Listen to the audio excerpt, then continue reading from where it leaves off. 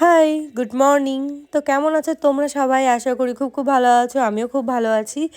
তো এই যে সকালবেলায় ঘুম থেকে উঠেই প্রথমেই ছিল 2 ব্যাচ পড়ানো, দেন বাড়ি এসে 1 কাপ চা খেয়ে নিই। আর এদিকে দেখছি আমাকে বাদ দিয়ে ওরা চা খাচ্ছিল, আমি ঠিক টাইমে এসে চাটা পেয়ে যাই আর কি। আর এদিকে মা অনেক বিজি, কারণ মা বড় মেয়ের সাথে গল্প করতে ব্যস্ত। গাইজ আমার কপাল খুলে গেছে, দোয়েল আমার জন্য কিনে আসছে চা। আমাদের বাড়ির নিউ ওয়েটার দোয়েল দোয়েল দোয়েল। ওরম 3বার তাকাই, এরম করি, ঠিস ঠিস ঠিস। তো এখন আছে আমার আবারও পড়ানো, আমার 2 ব্যাচ কমপ্লিট। এখন সকালবেলায় আরো একটা আছে। খেয়ে কেমন হয়েছে দোয়েল বানিয়েছে, ও মাই গড। তো আমি কোনো কমপ্লিমেন্ট দিলাম না এই কারণে, আগের দিনের চাউমিনের থেকে আজকে অত ভালো হয়নি, ওই জন্য আর কি। তো এদিকে আমি চলে আসি আরও একটা পড়ানোর জন্য। আর এদিকে আমার একটা স্টুডেন্টের মায়ের বার্থডে। তো আমার স্টুডেন্ট আমার কাছ থেকে বানান জানছিল যে কি কি লিখতে হবে, তো আমি এখানে বলে বলে দিচ্ছিলাম। আর ও এই দেখো নিজের হাতে সুন্দর করে এই গ্রিটিংস কার্ডটা বানিয়েছে। ওর মা এমনিতেই খুশি হয়ে যাবে। তো পড়া শেষে ও এইগুলো নিয়ে বসেছিল, আমাকে বললো 5 মিনিট দাঁড়াও ম্যাম, আমাকে একটু বলে দাও। দিয়ে আমি আবার একটু বলে বলে দিলাম শেষে। তো এইখানে আমি বাড়ি যাচ্ছি এখন পড়ানো ছুটি দিয়ে। তো বাড়িতে যেহেতু শশা কম ছিল, সেই জন্য আমি রাস্তায় দেখতে পেয়ে দুটো নিয়েও আসলাম। তো এখন আমরা যাচ্ছি কুল আনতে পাশের বাড়ি মৌদের বাড়িতে। এরা কি সুন্দরভাবে ঘুমোচ্ছে না, কিন্তু রাস্তা ধারে ঘুমোচ্ছে, এটাই ব্যাপার। চলে এসেছি মৌদের বাড়িতে। এই দেখি কুল গাছ, মা কুল কই পাইছি দেখতে গাইজ। ময়ের মা কানে গেল, ও গাছে হাত পেয়ে যাচ্ছি গাইজ। কিছু নাই গো তোমাদের কাছে, দেখছি দিচ্ছি। বেশি নেবো না, অল্প নেবো। অল্প বেশি জানি না, আমি আর দইলি খাবো। বাবা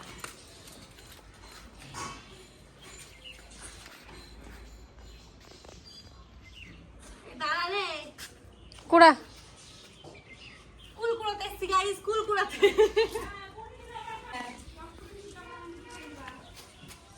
এই দেখ তো সামনে পড়ি।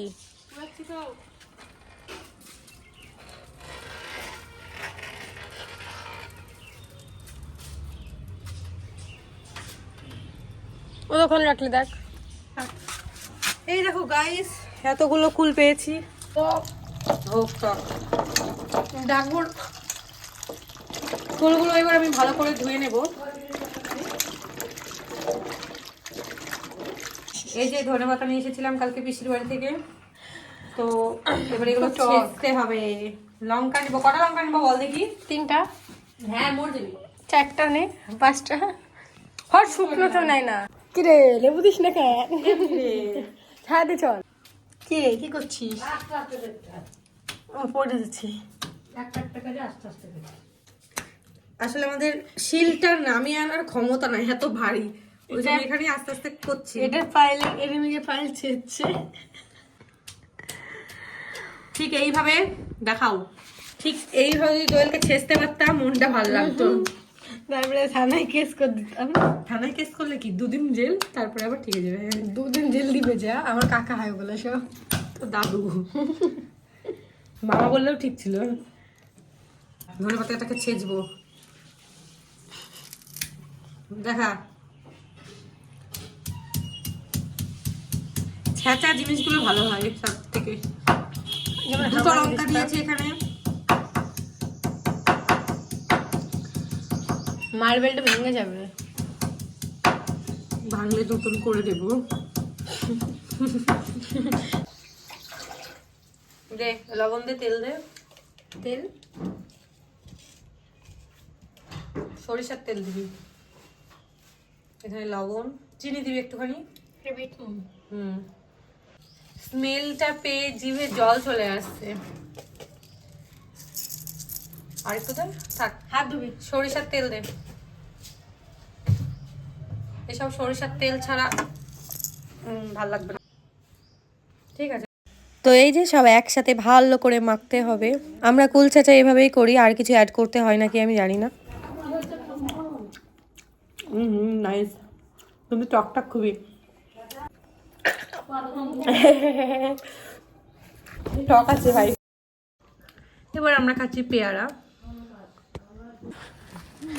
তো এই দেখো আমি এখন ঘর মোছা লাঠি নিয়ে যাচ্ছি হায়ার করে দোয়েলকে মারার জন্য। দোয়েলের আবার মান সম্মানে লাগছে, বাড়ির জিনিস কিনতে আবার লজ্জা লাগে ওর, মানে এক্সট্রা। এই যে সেই লাঠি, দোয়েল আবার সেই মান সম্মানে লাগছে বাড়ির জিনিস বাজার করতে।